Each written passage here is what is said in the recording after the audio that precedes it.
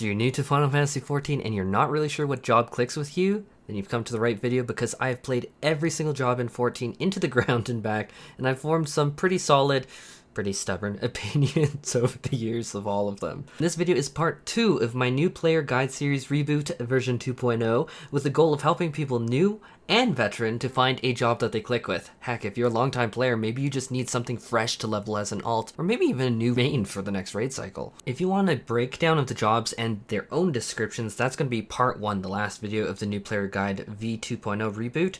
For the sake of not making this video an hour or longer, I'm keeping this focused purely on playstyle recommendations. I'm going to be taking into account a ton of factors like mobility, personal DPS versus buffing others, gameplay speed, difficulty, rotation, and a few other points, and likewise you can skip ahead. I do have timestamps throughout the entire video. The first thing that I should get out of the gate is Final Fantasy XIV is very different than a lot of other games. If you are a player that wants to tank or heal, you are stuck in your role. Red mages, paladins, dancers, and summoners, for instance, have some capacity to heal, but it is very weak, and in Summoner's case, they don't even really control when they get Phoenix out.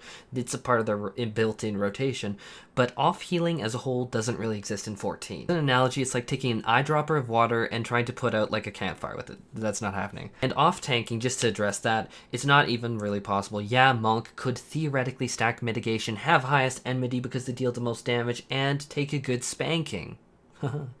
And not die, but it doesn't hold aggro. It doesn't have the aggro management tools that tanks have, so it's not realistic. Let's start with healing. If you like reactive healing, White Mage or Astrologian would be your bet. If you like buffs, then Astrologian.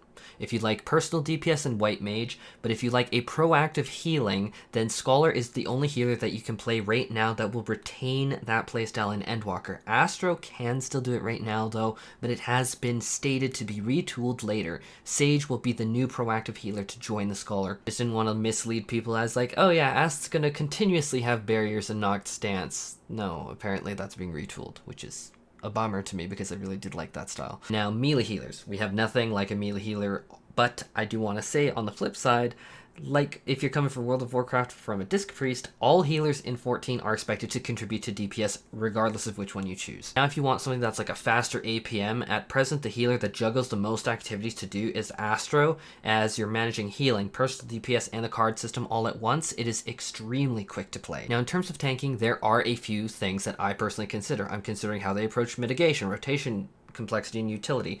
Self-sustain, Dark Knight, and Warrior are realistically the self-sustain powerhouses in raids. Paladin's Clemency is a powerful self-sustain outside of Savage and Ultimate Raid content, true, but if you cast Clemency in Savage or Ultimate Raids, you're going to be getting a slap from all of the members of your team probably, so be wary of that.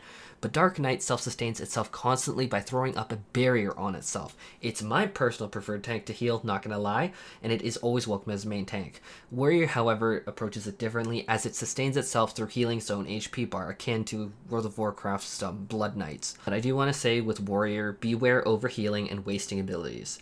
This brings us to our fourth and final tank, which is Gunbreaker, which is really a mix and match of some sustain via abilities like Aurora baked into their kit, other abilities. You also have many mitigation abilities. It can comfortably do whatever, but it's not really a sustained tank like Warrior, Dark Knight are. In terms of tank rotation complexity, I'd say Gunbreaker is the most involved by a lot, which makes it my personal favorite tank, and then followed by Paladin. Paladin also does definitely have cycles in its rotation that are very engaging. Now, what I have to say next will be controversial, but I stand by it because it's been my personal experience playing the tanks, and likewise you're here to get the tea from someone that actually has done it. Dark Knight would, in my opinion, be one of the easier tank rotations to use and master given my experience. I'm not trying to be controversial. I'm not trying to offend anyone. Given my experience, that's what I found.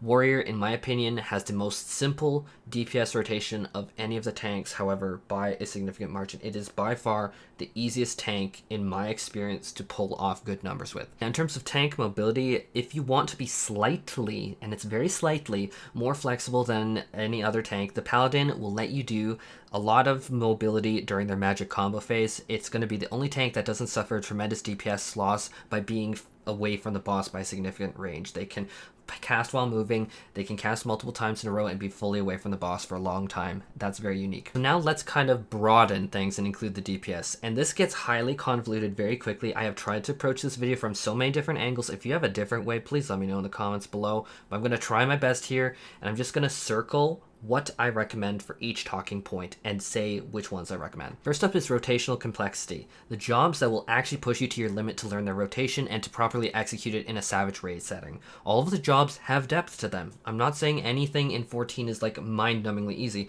but I'm talking about the ones that push you really far. This lands me on astrologian, scholar, monk, bard, black mage, and summoner. These are the jobs that pushed me personally the hardest when I tried to play them. Now, I'm separating this from rotational complexity because muscle memory is definitely a key hot topic out there. What is it, a hot button topic? I don't know. But now this section is specifically because I know some people dread dealing with muscle memory. Some people love it, some people hate it, and some people get super bored though when muscle memory takes over and they want to avoid those. And so we do certainly have options whether you like it or not. And so my number one option, whether or not you like muscle memory. I'm actually keeping that in there. Oh my god, I can't believe I said that. The number one option if you're trying to completely avoid muscle memory is bard. Bard none. Bard. And following bard is going to be dancer, black mage, astro, and any of the healers really would be a solid recommendation, but ast in particular forces you to pay attention above and beyond with their card minigame with buffs on top of the healing and the DPSing. Black mage with their random procs can make or break an encounter depending on your comfort level, so they are here too. And to a much lesser degree, red mage and monk also shake up the rotation. Now see, if you're looking at muscle memory though, you're wanting the opposite, so you're looking at things like samurai, machinist, or summoner, or any of the tanks. For my next point, which is separate from the other 2 points, is specifically speed. Some people really want a super fast-paced gameplay style. Totally gotcha. And 14 has you covered too.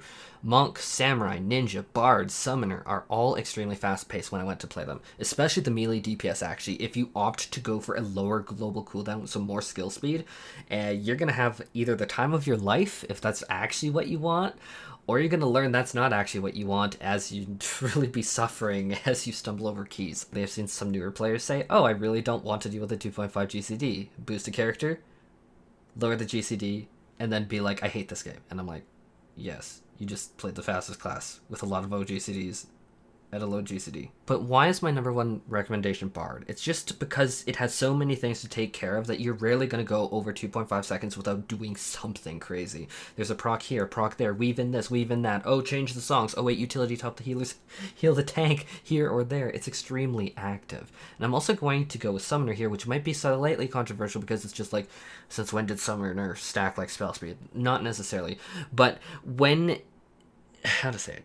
Summoner has so many buttons to press at once and so much to take care of that it's very easy to fall out of orbit with the rotation, and once you're out of orbit with the rotation, your main cooldowns don't match the rates, and then you're plummeting to earth at the speed of sound going, oh my god, why did I choose summoner? And actually, same deal with Astro, actually. Weaving malefics and heals and cards is very fast-paced. It's very easy to lose your footing and fall off on Ast for sure, but if you like that and can thrive in that, go for Ast. Next up is what I'd call relatively fast. It's going to involve a level of gameplay speed above the baseline where you're not going to be tripping over yourself like the Bard. This is going to be Dragoon, Machinist, and Gunbreaker fitting into here. For the Dancer, the Black Mage, and Red Mage, their complexity isn't from the speed of their rotation, so they're just kind of slower in general. Not that they're easy to play. Imagine saying Black Mage was easy to play, but the rotations themselves just go at a slower pace, like Black Mage with its lengthy cast times. That's why it's slower. Let's talk big numbers. Most jobs have at least one heavy hitting ability, but these are by far the biggest of the biggest here. Warrior with its direct hit crit fell cleave spam is disgusting. White Mage with its incredibly potent flatulence that causes misery, that hits all targets around the flatulence's area of effect so hard that it could make you puke. Yeah, White Mage's flatulence is gonna do things to you. Samurai is the definition of big D numbers. Machinist has some brutally painful spike damage through Reassemble Drill and Wildfire. Dancer can save up a few GCDs for spikes of technical step and standard step damage. And last but not least is the big daddy of numbers, the Black Mage. If you want big D numbers to impress, then Black Mage is your number one option. They have the biggest of big D numbers. Next up is what classes offer the most buffs to boost a party's DPS up. I've divided these up as red is that they offer a lot of raid buffs, blue is that they offer some but not quite as insanely many. The ones without any color at all don't buff allies at all, they are all personal DPS. So if you want to buff, you're looking at Astro, Dragoon, Ninja, Bard, or Dancer. If you don't really care about buffing and are okay just with a small amount of buffs, like you don't really care, then Scholar, Monk, Summoner, and Red Mage. That's not to say Chain Stratagem on Scholar is weak, it's very strong, but at the same point in time, it's not as much as asked. And now if you want your DPS to be all of your own and not give away any damage, White Mage, Samurai, Machinist, and Black Mage are your go-tos. Next point is mobility, which is very important to some players. This translates into a few tiers that I made, and the most mobile category is melee DPS, where they have all these gap closers, they have speed boosts, they have jumps. Samurai has a very short cast time on Midari, Setsugeka, or something like that. They have leaps, dashes backwards. Melee DPS is super mobile in 14. You don't really have to worry. If you come from like World of Warcraft where you're like, oh my god, I play a Death Knight and I know that I don't move, you don't really have that problem in 14. All melee DPS are very fast. Then the Dancer actually is probably the most #1 mobile for sure. It's crazy how mobile the Dancer is. Think about Tracer from like Overwatch with the 3 dashes. Yeah, the Dancer has 3 dashes. It's called en avant, but it's basically the Tracer dashes.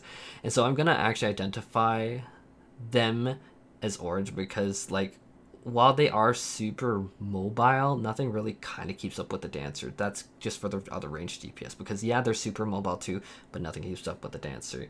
Now, next up is going to be slightly mobile, more than nothing, but still not that mobile, which is going to be Astro, Paladin, Summoner, and Red Mage. Slide casting is absolutely being taken into account here. Astro, when you know how to slide cast as Astro and use that break between your global cooldown malefics, really, really mobile. Now, I want to talk about Black Mage, because sweet baby Jesus, the Black Mage is probably the most immobile job in all of 14, and the most mobile job in 14. It is the most immobile if you don't know what you're doing and are with randoms in the group and can't rely on them and are otherwise not at the top of your game. But, and it's a big Nicki Minaj size, but a Black Mage that does know what they're doing, that can manage fire and thunder procs and keep spamming out those heavy hitting global cooldowns with their rotation filled with moving is, oh my god.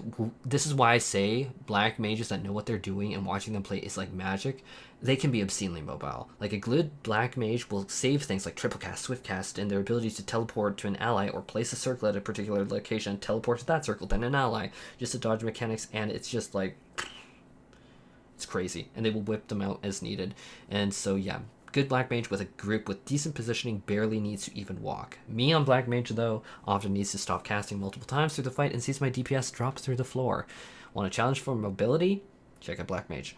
Definitely, if you're looking for a challenge, Black Mage. The next topic is utility, and I know that I'm going to get flack for this one, but here we're talking about when push comes to shove. If another person from the same category, like magical range DPS, comes of exactly equal skill and throughput, who would be taken in that situation?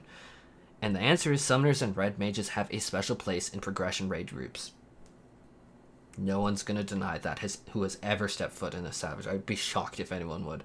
The ability for a non-healer to revive is beyond pivotal. It's essential and can truly make or really break a group's progression.